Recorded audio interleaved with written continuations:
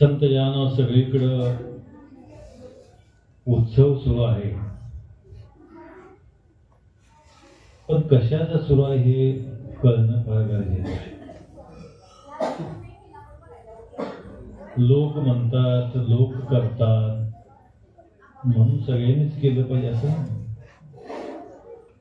आपल्याला कळलं तर केलं पाहिजे. कारण भक्ती हा विषय करण्याचा नाही, तो विषय कळण्याचा आहे. एखादी गोष्ट आम्हाला जर कळाली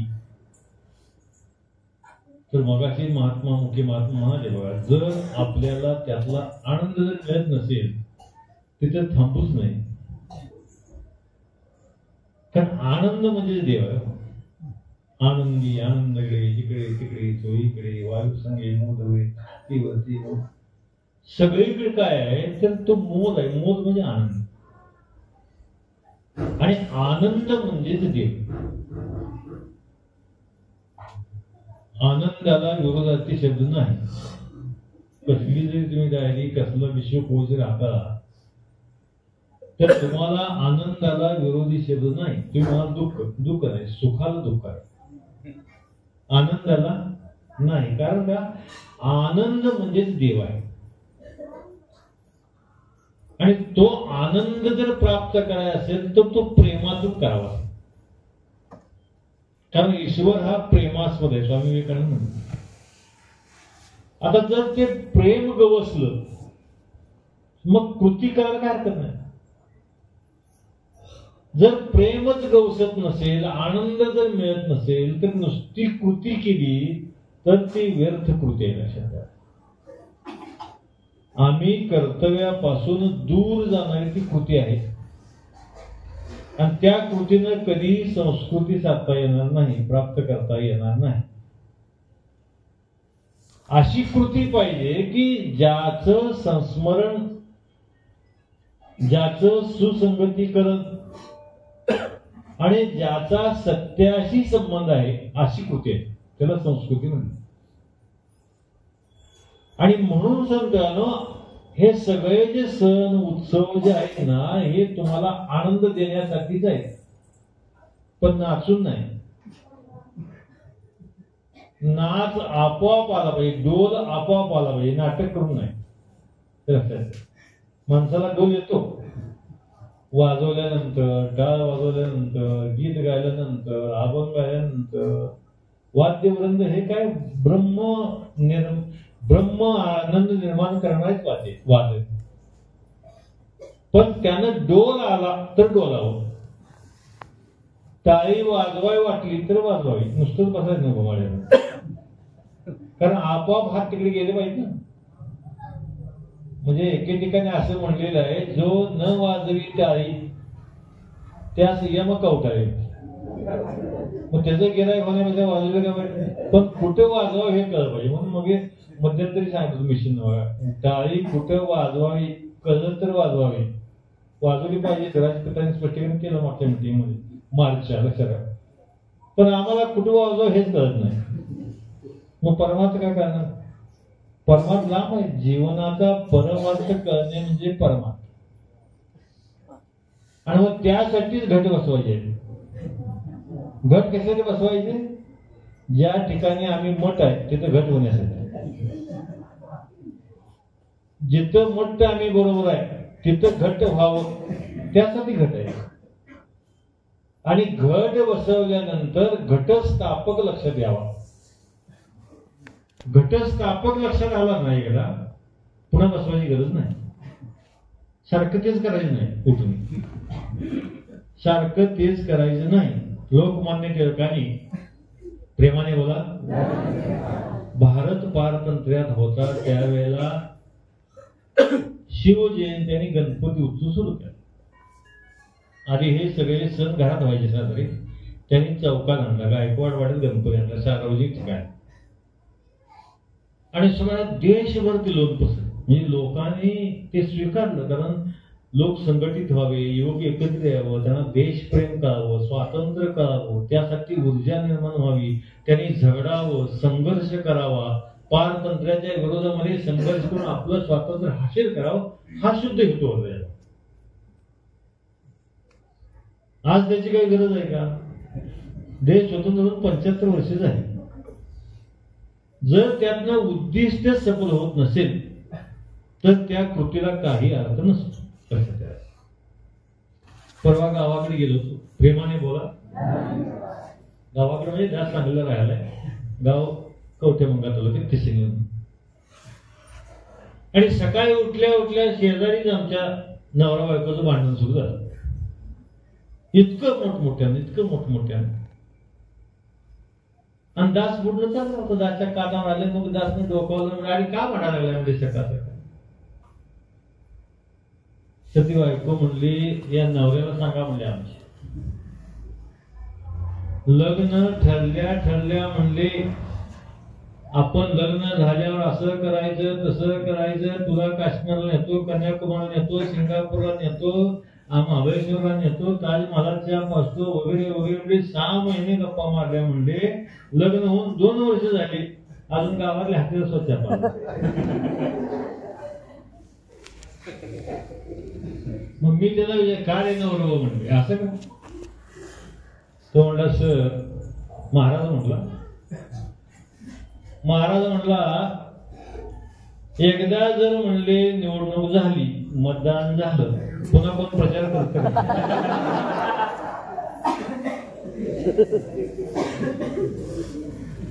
म्हणजे त्यांना मागचं जर उद्दिष्ट संपलं, पुन्हा ते करण्यात अर्थ नाही.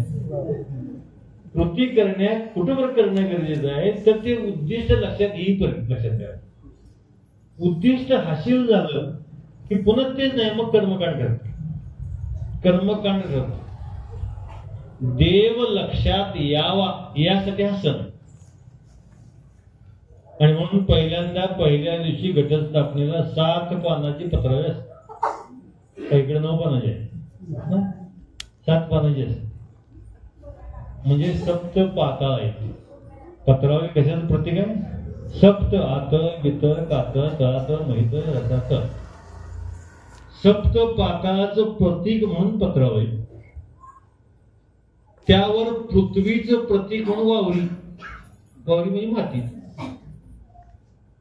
त्याच्यावरती घट, मातीतनच घट निर्माण होतो म्हणून घट. घटामध्ये 1 बंगार रुपया आणि अख्खी सुपारी, मायेचं रूप. आणि सुपारी म्हणजे निराकाराचं प्रतीक. सुपारी झाड असं सरळ, वाकड तिकडे नसतं, फांदी नसतं. कशाचा संकेत करतात? नारळ सुपारी गगनासारखे रूप राघव, असं संकेत. असं रूप आहे, गगन नाही, गगनासारखे. त्याचा संकेत करणार सुपारी, एकत्वाचा संकेत देणार. त्या घाटामध्ये पुन्हा 5 पान, पृथ्वी आप तेज वायू आकाश, पंचमहाभूत. त्याच्यावरती नारळ. आणि मग त्या वावरीमध्ये 18 प्रकारचं धान्य, नसलं तर उसणं आणून, मागून आणून. आता विकत स्वयं मिळते, चांगलं विकत स्वयं मिळते. 18 पगडच का? तर 18 पगड जमाती आम्ही जाती निर्माण केल्या म्हणून. मूळ जगात माणसाचे वंश 4च आहेत. मूळ सगळा माणूस निर्मितीचा जर आपण अभ्यास केला ना, 5,500 वर्षापूर्वीचा जर अभ्यास केला, मी तिथून इतिहास आपल्याला माहिती आहे. माणसाची निर्मिती 1,00,000 वर्षापूर्वी झाली. पण 55,000 वर्ष आपलं काय माहित नव्हतं, आपलं काय आहे, कोण काय काय काय. 5,000 वर्षाचा इतिहास आम्हाला माहिती. आणि मग त्यावेळेला मी या 4 असणाऱ्या वंशामधून 18 प्रकारची जाती निर्माण केली. जाती म्हणजे ह्या नव्हे, वेगवेगळे वंश आहेत जगातले सगळे लक्षात ठेवा. म्हणून ते 18 प्रकारचं धान्य सगळ्यांना एकत्व प्राप्त व्हावं म्हणून.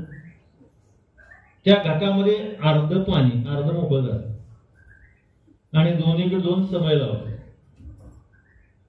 आता समय लावल्यानंतर समयाचा प्रकाश ज्याच्यावर पडतो ते इतकं वाढतं, घट सुद्धा झाकावं जातं. पण जिकडे प्रकाश पडत नाही, मागं ओढून बाकी कधी जाऊ, ती फुटून जातं. हे ज्ञानाचा प्रकाश ज्या बीजावर पडतो ना, तेच बीज विकसित होतं. आणि त्यानं मूळ घट आहे तो झाकला जातो. म्हणजे मी देह नाही देहातला आहे अशी अवस्था राहते. आणि मग ही अवस्था करावी म्हणून रोज एक माल 9 दिवस म्हणजे 9विधा भक्ती आहे. कीर्तन, श्रवण, मनन, चिंतन, अगदी पाद्य पूजनापासून ते आत्मनिवेदनापर्यंत शेवटचं आत्मनिवेदन 10व्या दिवशी आत्मनिवेदन झालं की मग आपल्याला कळतं अरे अरे अरे मी देह नसून देहातला आहे. त्याला माझे आत्मनिवेदन म्हणजे आत्म्याची प्राप्ती, आत्म्याची माहिती, आत्ममंथन होतं. कशामुळं?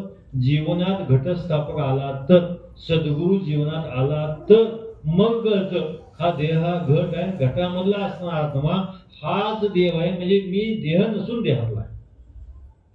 आणि हे केल्यानंतर दशहरा होतो. 10व्या दिवशी काय होतं? दशहरा म्हणजे 10चं हरण होतं. 10 असणारे जी इंद्रिय आहेत त्यांचं हरण होतं. इंद्रियांचं हरण झाल्याशिवाय देहातला आत्मा प्रगट होत नाही. लक्षात ठेवा. नाही तर ही इंद्रिय काय करतात की या आत्म्याला झाकून आम्ही देहच आहे, आम्ही देहच आहे हे सारखं दर्शनाचा प्रयत्न करतात. म्हणून इंद्रियांची असणारी जी वासना आहे, इंद्रियांचं असणारं ध्येय आहे ते बदलण्याचं काम सद्गुरू करतो. म्हणजे इंद्रिय जी देहात केंद्रित आहे, देहबुद्धीमध्ये केंद्रित आहे, त्याच्यावरती ज्ञानाचा संस्कार झाला की ती इंद्रिय आत्मकेंद्रित होतात. म्हणजे आत्म्याभोवती फिरतात. आणि मग आत्मा म्हणजेच मी आहे हाच सगळ्यात मोठा परमार्थ आहे. दुसरं काही नाही. मिशनचा सुद्धा परमार्थ दुसरं काही नाही. आत्मा म्हणजे मी. आणि अतिशय प्राचीन काळापासून सुद्धा सांगितलेले शास्त्र ते सांगतात अहम ब्रह्मास्मी. पहिल्या वेदाचं महावाक्य, पहिला वेद जो ऋग्वेद आहे त्याचं महावाक्य काय? अहम ब्रह्मास्मी, मीच ब्रह्म आहे, दुसरं काय ब्रह्म नाही. आणि शेवटचा जो सामवेद आहे तो म्हणतो तत्वमसी, म्हणजे तत्त्वम असी, हे तेच तू आहेस, दुसरं तिसरं काय नाही. तो हा विठ्ठल बरोबर, तो हा माधव बरोबर, मी हा आणि तो दुसरा नाही, तो म्हणजे हाच आहे असा संकेत देणारा तत्वमसीचा बोध सद्गुरू म्हणून प्राप्त होतो. नाहीतर काहीही केल्या प्राप्त होत नाही. ज्ञानेश्वर महाराज म्हणतात जरी मोठा शास्त्रज्ञ जरी असला, ज्ञानी जरी असला, विद्वान जरी असला, त्यानं आत्मज्ञानाची ब्रह्मज्ञानाची उठाठेव करू नये असं संत ज्ञानेश्वर महाराज. कारण त्याच्या घरची गोष्टच नाही, त्याच्या बुद्धीच्या पलीकडला हा विषय. केवळ सद्गुरूच हा बोध करू शकतो. सद्गुरूमुळेच हा सगळा आमच्या जगात जीवनातला शाश्वतचा निवाडा होऊ शकतो किंवा हा भेद दूर होऊ शकतो. अन्य जगातला कोणीही करू शकत नाही. आणि म्हणून सद्गुरूला अनन्यसाधारण महत्व आहे.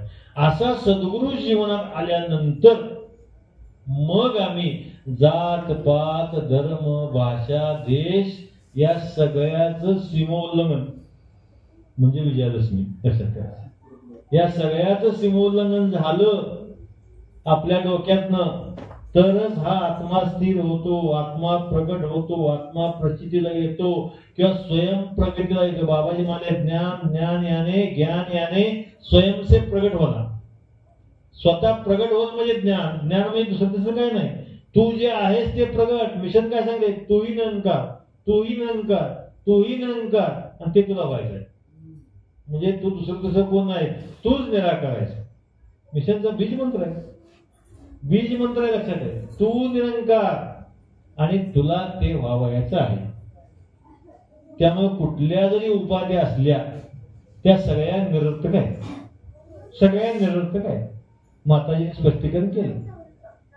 संचालिका ही काही उपाधी नाही. कुणी असेल तर डोक्यानं काढून टाकावे. मुखी ही काही उपाधी नाही. प्राध्यापक ही काही उपाधी नाही. ह्या सगळ्या ज्या उपाधी आहेत ना, ह्या सगळ्या निरर्थक आहेत. यानं काहीही साध्य होत नाही. कशात हे सगळं गळल्याशिवाय स्वत्व प्रगट होत नाही. काहीतरी होण्यासाठी आलं तर सगळं बिघडतं, आणि काहीतरी न होण्यासाठी आलं तर सर्व मिळतं असं म्हणतात. काहीतरी नाही होण्यासाठी आलं, आम्ही झालो ऐसे बोले परी झालो काहीच नाही अशी जर वृत्ती आमची असली की मग निश्चित होणे शक्य आहे. निश्चित आम्ही त्या ठिकाणी जातो, लक्षात ठेवा. म्हणून या असणाऱ्या मिशनचा मूळ सिद्धांतच आहे जे नाही ते होणे, आणि जे आहे म्हणजे आमचा गैरसमज झालेला आहे, आमचं जे अज्ञान आहे, मी देह आहे, ते नाहीच होणे. म्हणजे देहभाव नष्ट झाला की मग आत्मभाव प्रगट होतो. म्हणजे मी सत्य आहे, मीच निराकाराचा अंश आहे, मीच आत्मदेव आहे, मीच आत्माराम आहे, याच्यापेक्षा मला दुसरं काही दिसत नाही, अशी भावना ज्याला निर्माण होते त्याला परमार्थाला सुरुवात होते. आणि म्हणून ज्यानं दसरा पाहिला, ज्याला दसरा कळाला, तोच दिवाळीला सामोरा जातो, लक्षात ठेवायचं. नाहीतर मग दिन दिन दिवाळी गाय म्हशी बाबा आहे, दूध घातल्याशिवाय इकडे येतच नाही, कारण ते बाबाच असते, त्याला त्याच्या पुढे काय माहित नाही, हे लक्षात ठेवायचं. मग पहिला दिवा म्हणजे वसुबारस, गोवत्स पूजेचा दिवा, पहिला दिवा म्हणजे काय, गायीची पूजा म्हणजे दिवाळी. पण कुठली गाय, ही नव्ह, ही गाय नव्हे. तुकाराम महाराज गीता अभंगामध्ये प्रगट केले आहे. तुकाराम महाराज संत म्हणतात ती गाय, तिला 3 पाय, ती गाय तिला 3 पाय, 1 शिंग, 4 मुखे, 2 वेण्या आणि 1 स्तन, अशी असणारी जी गाय आहे ना, ती गाय प्राप्त करणं म्हणजे दिवाळीला. आणि ती गाय म्हणजे 4 मुख म्हणजे परा, पशंती, वैखरी, मध्यमा, 1 शिंग, निर्गुण तत्वाचं शिंग, आणि 1 असणारी जी वेणी आहे, 2 वेण्या, नागिनी पद्मिनी ह्या वेण्या, आणि स्तन म्हणजे 1 सद्गुरु रूपी असणारा स्तन, ज्यातून ह्या अमृताचा वर्षा होतो.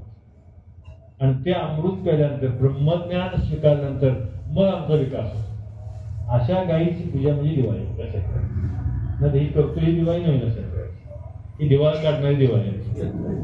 आणि म्हणून हे कळलं तर खऱ्या अर्थानं परमार्थ करता येतो, सण साजरे करता येतात. कळणं अत्यंत महत्वाचं आहे, लक्षात ठेवायचं.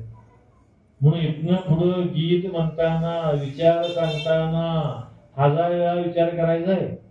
1000 वेळा मिशनने कधीच सांगितलेलं आहे. 1 वर्षापूर्वी जिथं बाबाजी, जिथं हरदेव असे शब्द आहेत, तिथं शब्द केवळ नुसता सद्गुरू घाला आणि ते गीत पूर्ण करा.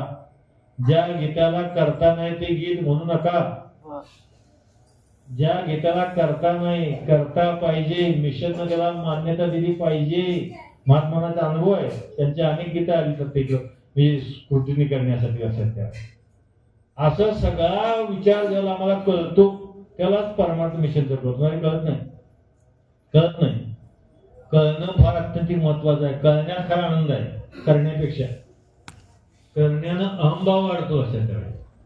पण कळण्यानं अहंभाव गळतो, आणि तुका म्हणे अहंभाव गेला तो देवच झाला, लक्षात ठेवा. ज्याचा अहंकार गेला ना तो देवच होतो, लक्षात ठेवा. आणि मग त्यासाठी साखर घातली, त्यासाठी सत्वर पावगे माय भवानी, सत्वर पावगे माय भवानी, रोडगा वाहीन तुला म्हणे. कुठला रोडगा? रोडगा म्हणजे भाकरीचं नव्हे, पिठाचं नव्हे, हा देह, काया, वाचा, मन रूपी असणारा रोडगा तुला वाहीन.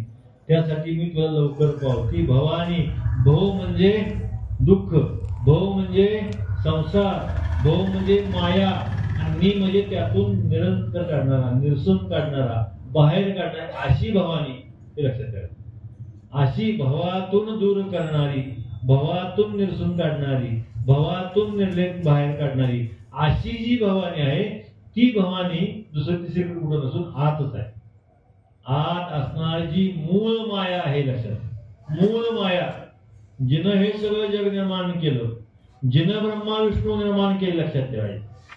ती जी माया आहे ना, ती माया लवकर पाव म्हणतात. आणि ती माया पावायची असेल तर त्याच्या आड येणाऱ्या सगळ्याला मी मारायला तयार आहे. म्हणजे सगळ्याला मी मारते. सासरा माझा गावी गेला, तिकडेच खपुरी त्याला. सासरा म्हणजे अहंकार रूपी सासरा, तो गेल्याशिवाय, लक्षात ठेवायचे, तो गेल्याशिवाय मोकळं होत नाही, लक्षात ठेवायचे. तशी सासू माझी जाच करते, लवकर नाही ग तिला. कल्पना रूपी असणारी सासू आहे. कल्पना मी देहाही केलेली कल्पना आहे ना, त्यामुळे जात होतो ना. मी देह आहे, देहाच्या अनुषंगाने मला अनेक उपाय लागलेले आहेत. त्याचा जर कोणी उल्लेख केला नाही तर राग येतो. काही गोष्टीचा लक्षात ठेवा, राग येतो आणि उल्लेख केला की मोह निर्माण होतो आणि काय तर म्हणावं. म्हणून या सगळ्यातून मुक्त होणं गरजेचं लक्षात ठेवायचं. आणि मग शेवटी म्हणले एका जनार्दनी एकटीच राहू दे मला म्हणले. ही सगळी जाऊ दे म्हणजे मी एकटीच राहू दे. म्हणजे मी रूपानं ज्यावेळेला मी प्रत्यक्ष बुद्धी रूपानं मी ज्याला प्रकट होईल आणि ती जेव्हा निर्लेप होईल, सर्व उपाधी रहित होईल, त्यावेळेलाच माझी त्या आत्म्याची भेट होणार आहे. मी त्याच्याशी एकरूप होणार आहे. आणि मग अशा असणाऱ्या आत्मा देवीला, देव देवी निराकार परमात्मा यामध्ये लिंग पुल्लिंग स्त्रीलिंग नपुंसलिंग असा काही भेद नसतो. तीच देवी आहे लक्षात ठेवा. तीच असणारी मूळ माया आहे लक्षात ठेवा. देव दानवांचं युद्ध झालं, प्रेमाने बोला, आणि त्यात देव विजय झाले. नेहमीच विजय होतो देव. आता विजय झाल्यावर त्यांना भयंकर गर्व चढला देवाला, भयंकर गर्व चढला. आणि मग देवांचा दरबार भरला असताना एक बाहेर आल्यानंतर एक भला मोठा आगीचा लोच्या लो असा येऊ लागला. आता इंद्रानं म्हणजे केनोपनिषदामध्ये सांगितलेली गोष्ट आहे. इंद्राने आपला असणारा जो अग्निरूपी अग्निदेव आहे ना त्यांना बाहेर पडलो. कोण आहे बघून म्हणजे असा इतका मोठा लोच्या लो म्हणजे येऊ लागलेला आहे. पुढे मागे संकट येईल आपल्यावरती, अगोदर त्याचं निरसन करत जाणार. अग्नी सामोरा गेला. अग्नीने विचारलं तू कोण आहे? तर त्या लोळातून आकाशवाणी तू कोण आहे? तर तो म्हणला मी अग्नी आहे. एका क्षणार्धामध्ये सगळं ब्रह्मांड जाण्याची माझ्यामध्ये ताकद आहे. आणि त्या लोळातून एक गवताची काडी दुर्वा बाहेर फेकली गेली. म्हणजे ह्याला जाऊन टाक, पुन्हा ब्रह्मांडाचं बघून. आता ती दुर्वाची एक काडी आहे, त्या अग्नी नारायणाला जाता आली नाही. अग्नी नारायण परत आली इंद्राकडे. म्हणले असंच झालं, म्हणले मला ते करता आलं नाही. इंद्राने दुसऱ्या म्हणले वायुदेवाला तुम्ही जावा म्हणले. त्याने विचारलं तू कोण आहे? तर मी वायुदेवा. एका क्षणार्धामध्ये सगळं ब्रह्मांड उडवण्याची ताकद माझ्यामध्ये. त्यानं तीच काडी पुन्हा पाठवली. ती काडी उडी उडून दाखव. काडी जागची हल्ली नाही. वायुदेवी माघारी परतली. मग स्वतः इंद्रदेव आले, देवांचा राजा इंद्र. त्याने विचारलं तू कोण आहेस? त्याने सांगितलं तू कोण आहे सांग पहिला. म्हणजे तर मी देवांचा राजा इंद्र आहे. तुला निर्माण कुणी केलं हे सांग म्हणते. तर मला मूळ माया निर्माण केली. इंद्राने उत्तर दिलं. मूळ माया निर्माण केलं म्हणल्यानंतर मग त्यातनं पार्वती माता प्रगट झाली. मूळ माया पार्वतीच्या रूपामध्ये प्रगट झाली. इंद्रादी देव सगळे त्या मातेला शरण गेले. मूळ माया जी आहे ही खऱ्या अर्थानं या शक्ती रूपात आहे. शक्ती ती पुरुष नाही, ती स्त्री नाही, ती नपुंसकी नाही, ती एक अशी शक्ती आहे लक्षात. आणि मग त्या शक्तीची उपासना करावी. पण ती शक्ती कळली तर ती शक्ती सद्गुरू शिवाय कधीही कळत नाही. सद्गुरू जिवंत आल्याशिवाय कधीही या ठिकाणी कळू शकत नाही. मग आमचा असा प्रश्न निर्माण होतो, मग सद्गुरूला ओळखायचं कसं? काय सद्गुरू ओळखण्यापाठीमागे काय शास्त्राचा आधार आहे? मिशन नेहमी सांगतो, मिशनचं असणारं ज्ञान गुरु प्रचिती, शास्त्र प्रचिती आणि आत्मप्रचिती शिवाय घेऊ नका. नुसतं बसलं ज्ञान झालं म्हणजे कळलं असं नाही. अज्ञान वाढतं त्यामुळे उलट. म्हणून चिकित्सेनं उचलं पाहिजे. चिकित्सेनं त्याचा स्वीकार केला पाहिजे. चिकित्सेनं त्याचा अभ्यास केला पाहिजे. अभ्यास करणार आहे ना, अभ्यास करणाऱ्यासाठी सांगतोय. जे करत नाही त्यांनी काय नाही केलं तर चालतंय. पडून या राही उगीच संतांची या पायी त्याला सगळं गावतंय. सगळं त्याला गावतंय लक्षात ठेवायचं. पण त्यानं माप काढली की संपलं. ज्याला माप काढायचे त्याला मिशननं सांगितलेलं आहे तू आत्मप्रचिती घे, गुरु प्रचिती घे, शास्त्रामध्ये बरोबर आहे का बघून घे, अभ्यासक आहे, वाचक आहे, तुला ध्यान वाचा येते तर स्वीकार. आणि ज्याला काय कळत नाही त्याला सांगितले तू नुसता विश्वास ठेव. विश्वासाने विश्वास वश करता येतं आणि विश्वपती आपलासा करता त्यांना काय करायची गरज नाही. म्हणून महात्मा तुकाराम महाराज म्हणतात, वर बसलेला मोक्षाला स्वर्गाला जाईल का नाही शंका आहे, पण पुढे बसणार नक्की जाईल. म्हणजे जो खऱ्या अर्थानं श्रवण भक्ती पहिली का श्रेष्ठ मानलेली आहे, तर श्रवण करणारा हा नक्की स्वर्गाचा मालक आहे, मोक्षाचा मालक आहे. लक्षात ठेवा. सांगणारा असलं काय सांगता येत नाही, वाचणारा असलं काय सांगता येत नाही, मी सेवा करतो म्हणणारा असं लागत नाही. सेवा याचा अर्थच कळला पाहिजे. से म्हणजे आठवण, वा म्हणजे उत्तम, ती सेवा. हाय का माहित आपल्याला? शास्त्रानं सांगितले कंठोपनिषदामध्ये, से म्हणजे आठवण. त्या जगातलं जे सत्य आहे, अंतिम आहे, सर्वश्रेष्ठ आहे, त्याची आठवण येऊन, आणि जे सगळ्यात उत्तम, वा म्हणजे उत्तम, उत्तम आहे, त्याची आठवण येऊन अशा उत्तमामध्ये रममान होणं म्हणजे सेवा आहे. सेवा म्हणजे काही विशेष काही गोष्टी करणं म्हणजे सेवा नाही. विशेष गोष्टी करणं म्हणजे सेवा नाही. म्हणून मला म्हटलं सगळ्या उपाय ह्यासाठी. तर ही जी सेवा आहे ना, ती सेवा ज्याला घडणं ती सेवा, नाही तर बाकी सेवा नाही. हे लक्षात ठेवायचं. आणि अशी सेवा करायची असेल तर आमचा सद्गुरूवरती संतांवरती विश्वास पाहिजे. मग निश्चितपणे आम्ही मोक्षाचे अधिकारी होऊ शकतो. म्हणून ह्या वर्षीचा आम्हाला जो सिलेबस आहे ना, तो केवळ आत्ममंथन आहे. आत्म्याविषयीचं मंथन, आत्म्याविषयीचं चिंतन. काय आहे आत्मा? कधी आम्ही विचार केला आहे का? सद्गुरू आम्हाला जर वेळेला विषय देतो, सिलेबस देतो, आमचं काय चाललंय, काय चाललंय ह्याचं आम्ही बारकाईनं सिंहावलोकन करायला शिकलं पाहिजे. त्याच्यावर चर्चा केली पाहिजे, चिंतन केलं पाहिजे, मनन केलं पाहिजे. आपल्याला येत नसतं तर शहाण्या माणसाला शरण गेलं पाहिजे. आमच्याकडे ह्याच दुर्गुण आहे. बाळासाहेब महाराज बाबा जे दिवंगत झाले, ब्रह्मलीन झाले, ते नेहमी एक गोष्ट सांगायचे, एका राजाला जावाई पाहिजे होता. प्रेमाने बोला, जावाई शोध. मुलगी उपवर झाली राजकन्या, आणि मग जावाई शोध एक शिष्टमंडळ नियुक्त केलं. तर राजा बोलले तर आता शिष्टमंडळ जावायचा शोध घ्यायला झाले, पण राजाने अट लावली, बघा किती बी पैसा खर्च होऊ द्या, कुठलीही वाहनं वापरा, किती बी दिवस जाऊ द्या, आल्यानंतर प्रचंड गावाच्या गावात तुम्हाला बक्षीस, पण एक अट, माझा होणारा जावई 32 गुण लक्षणी पाहिजे. पंचांगात 32 गुण असतात. आता त्या सगळ्या लक्षणांनी मंडित असला तर त्याचा शोध घ्या, त्याबरोबर माझ्या मुलीचं स्वयंवर लावायचं. आता ती जर बुचक्यात पडली तर बघूया म्हणजे जगात कुठं गावल घेऊन. मोठमोठ्या राज्यात गेले, ऐलान केले, दमंडी पिटवली, सगळीकडे शोध घेतला, कसोटी केली. कुणाला विचारले कोण माझे 24 आहे, कोण 26 आहे, कोण 32 नाही, कोण 32, कोण म्हणणार. आणि मग कंटाळून एका गावात मुक्काम केला. आता म्हणले उद्याचा शेवट दिवस आहे, माघारी जावं तर राजा शिक्षा करणार. आता म्हणजे या गावात बसलोय आपण, म्हणले या गावात उठल्या उद्या पहिल्यांदा सकाळी कोण भेटल त्याला पहिले विचारायचं म्हणून, आणि मग जायचं. आता सकाळी गावात बाहेर पडताना वेशीमध्ये एक आपलं असं बसलो टपरत, त्याला जाऊन विचारलं, अरे तुला गुण किती आहेत तुझे? म्हणले. ते म्हणला 34 गुण आहेत. त्याचे आनंद झाला. म्हणजे 32 मागितले, 34 मिळाला म्हणल्यावर आपल्याला आणि गाव बक्षीस मिळणार.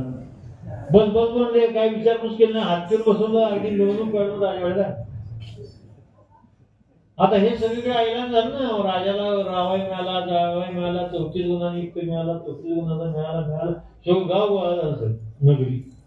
राजा म्हणला काय गोळा झाला? म्हणलं आमचं काही नाही, म्हणले फक्त तुमचा होणारा जावायला सगळ्यापेक्षा 2 गुण ज्यादा म्हणजे तेवढं आम्हाला सांगा, आम्ही जातो. म्हणले आता तो आलेला हात ठेवून आला, मिळून काढून बसवला. राजभरामध्ये सिंहासन दिलं, सिंहासन बसला. सगळी प्रजा म्हणले महाराज, त्यांना विचारलं जावा बोला, किंवा आपल्याला 2 गुण कुठले ज्यादा म्हणजे तेवढे सांगा, मग ही लोक जातील गर्दी करून. ते म्हणला मला काय कळत नाही, मी कोणाच्या बाजू ऐकत नाही. हे 2 गुण ज्यादा अशी कोण असतो. बाळा महाराज नेहमी सांगायला, परमार्थामध्ये असलं काही चालत नाही, कळलंच पाहिजे, नाही तर ऐकलंच पाहिजे. लक्षात कशासाठी यायचं? ऐकण्यासाठी यायचे असेल.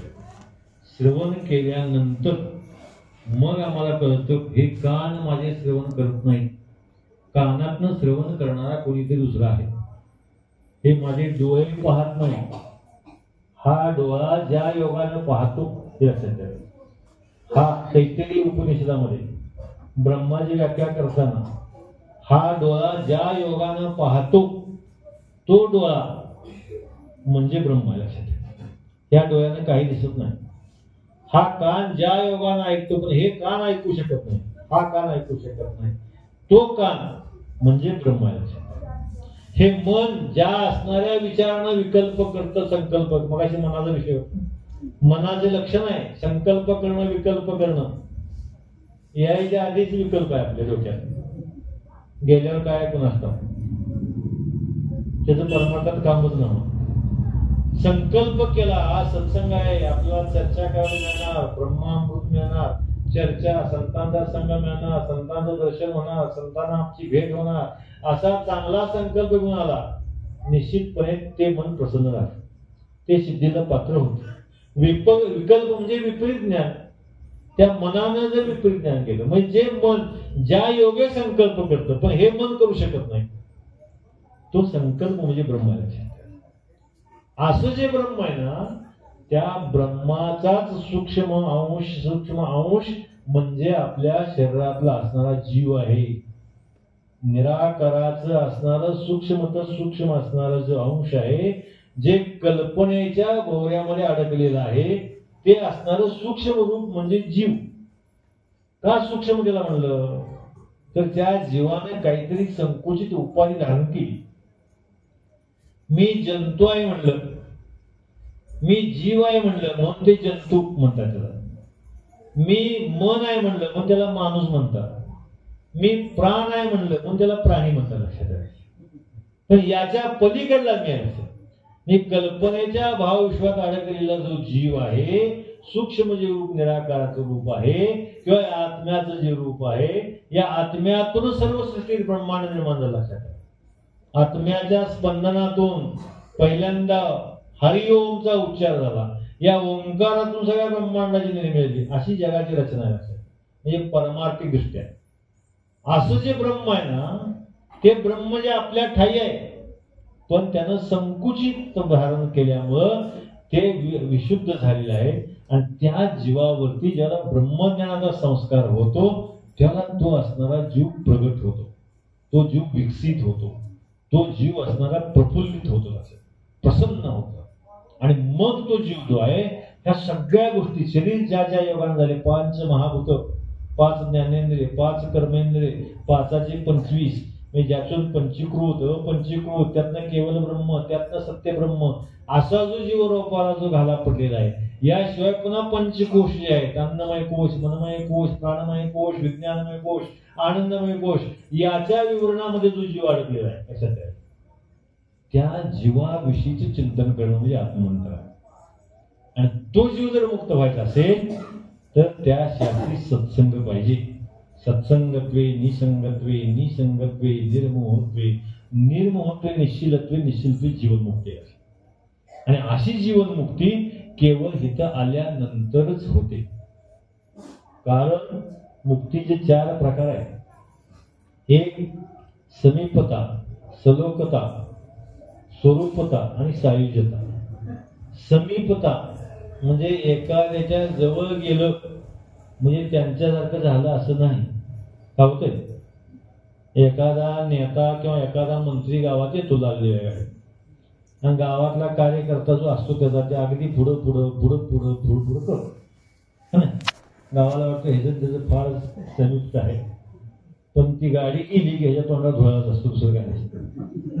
समीपता अशी आहे, लक्षात ठेवायचं. समीपता मुक्ती ही अशी आहे, एखादा दगड जर पाण्यात टाकला पण दगडात पाणी जात नाही, हे जातं वर काढला की नर्मदेला गोठाच. अशी समीपता.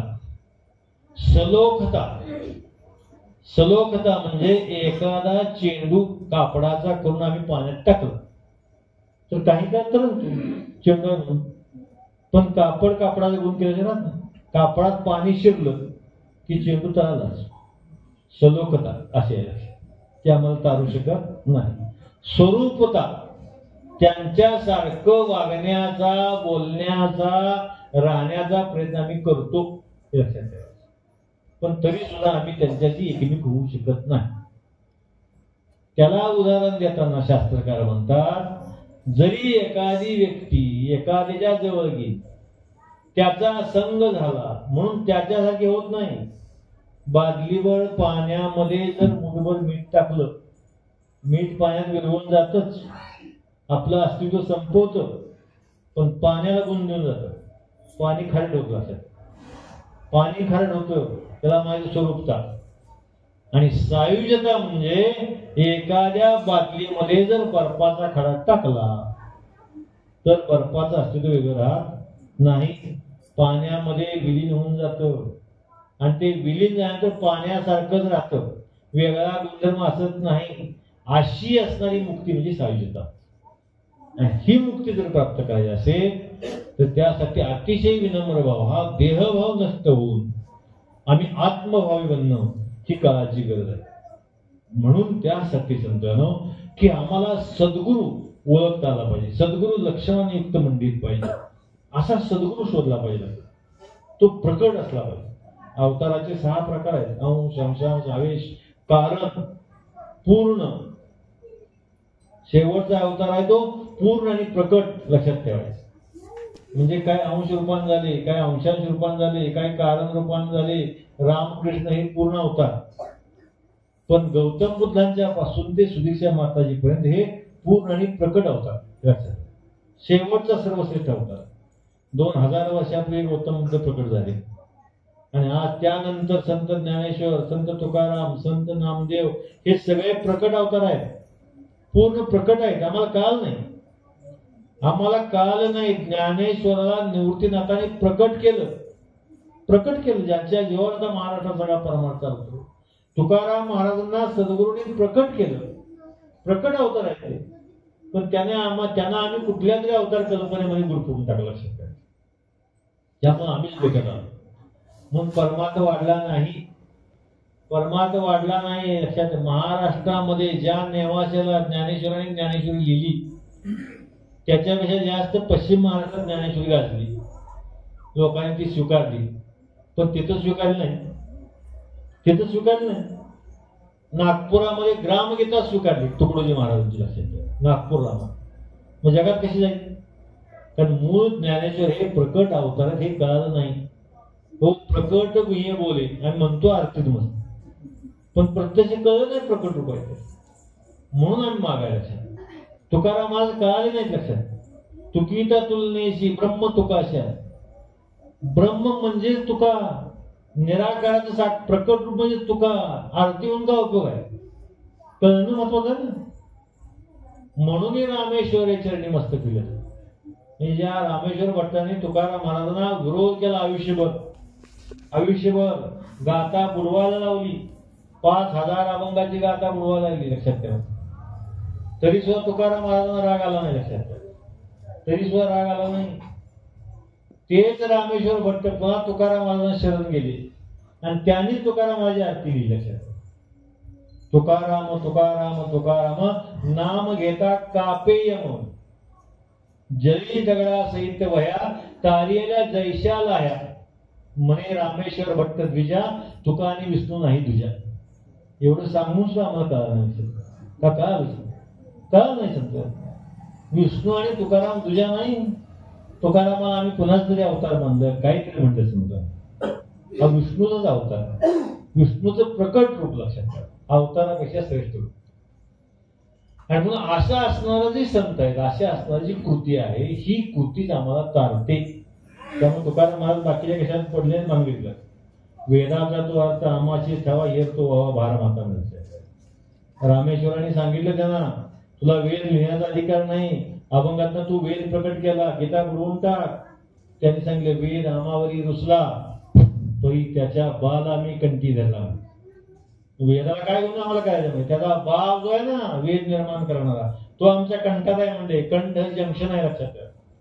कंठामध्ये जर ध्वनी प्रकट झाला, कंठामध्ये जर नाम प्रकट झालं, नाम प्रकट कंठामध्ये व्हावं लागतं, लक्षात ठेवा. नाम प्रगट या परेपासून ज्याला कंठामध्ये येतं, कंठामध्ये आल्यानंतर प्राण अपान याचा घर्षण होतं. प्राण अपान याचं घर्षण झाल्यानंतर पंचमहाभूत गळून पडतात. ज्या देहात जे ज्याच्यापासून निर्माण झाले त्यातलं आकाश तत्व शिल्लक राहतं. आकाशाचे वाफ होते आणि ती वाफ संतांनो प्राण अपानाच्या घर्षणानंतर आमच्या भ्रुकुटीमध्ये निर्माण होते आणि भ्रुकुटीमध्ये ती वाफ निर्माण झाल्यानंतर त्याला मग आमची असणारी तिसरी नाडी जी आहे सुषुम्ना नाडी इडापिडा एकत्र आल्यानंतर सुषुम्ना नाडी त्या ठिकाणी प्रगट होते. त्याला हरी नाडी म्हणलेलं आहे. आणि मग त्या ठिकाणी हा ध्वनीचा उच्चार होतो. तो ध्वनी कुठला आहे? तो अगदी सूक्ष्म असा ध्वनी आहे. लक्षात अनुहत ध्वनी ज्याला म्हणतात. बिन आघाताचा ज्याला आवाज निर्माण होतो असा अनवत गर्जना होतं. आणि ती अनवत गर्जना झाल्यानंतर ते नाम का श्रेष्ठ आहे तर त्या नामाच्या साह्यानं श्वासावरती नामारू झाल्यानंतर नामाच्या द्वारे प्राणापानाचं घर्षण झाल्यानंतर आकाश हे वाफ रूपामध्ये येतं आणि ती वाफ त्या असणाऱ्या नामाला त्या तत्वाला जिथून देव आला तिथं नेऊन त्याच्याशी भेट होते. त्याला मुक्ती म्हणते. ती मोक्ष आहे. ज्ञानेश्वराने म्हणलं ना देवाच्या द्वारी उभा क्षणभरी तेने मुक्तीचारी साधेला. देवाच्या द्वारी म्हणलं नाही. आम्ही देवाच्या द्वारात गेलो. देवाचं द्वार देव ज्या द्वारातून येतो आणि ज्या द्वारातून जातो लक्षात ठेवा. त्या ठिकाणी उभा राहायचं. त्या ठिकाणी उभा राहायचं असेल तर नामा परते दुसरं साधन नाही लक्षात. आणि म्हणून नाम संकीर्तन साधन पै सोपे जळतील पापे जन्मांतरीची. म्हणून नाम हे श्रेष्ठ आहे. नाम म्हणजेच निराकाराचं प्रकट रूप आहे. नामच देवाचं प्रकट रूप आहे आणि त्यासाठी नामस्मरण करावे. आणि त्या नामस्मरणाद्वारे तुमचा आमचा उद्धार होणार आहे. त्या मोक्ष मिळणार आहे. आणि मग त्या आत्मचिंतनाद्वारे या आत्म्याला गती सदगती आणि त्या असणाऱ्या ज्याच्या मूळ स्वरूपाची भेट जीवाशिवाची भेट म्हणजे ख्रिस्ताची मुक्ती आहे ती प्राप्त करून आनंद घेऊया प्रेमाने.